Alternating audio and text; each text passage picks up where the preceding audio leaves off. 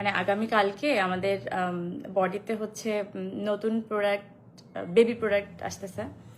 যদিও শীতে আমরা কোনো মাই গড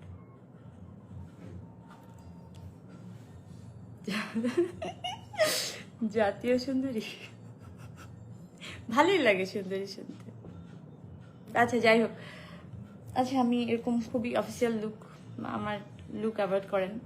যাই হোক, যেটা বলতে চাচ্ছি সেটা হচ্ছে যে তো নতুন কিছু ওঠার আগে আমরা ভাবছিলাম যে সব কিছুর উপরে একটা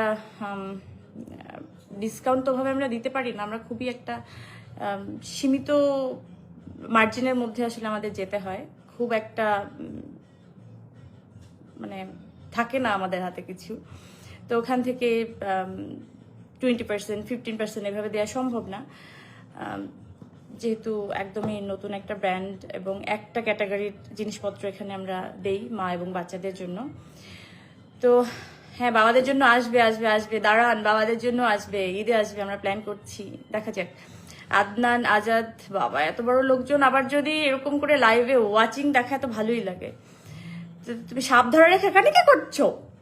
এনিওয়ে, আমার ভাই, বড় ভাই। আচ্ছা, আমি জানতাম তুমি লাইভে আসবা। যাই হোক, তো কালকে যেহেতু আসবে নতুন প্রোডাক্ট দেখানোর আগে, আমি দেশের বাইরে যাওয়ার আগে আমি নতুন প্রোডাক্টও দেখিয়ে যাব লাইভে। হয়তো আমি থাকবো না লাইভে, থাকতেও পারি, আমি যাই না, চেষ্টা করবো থাকার জন্য।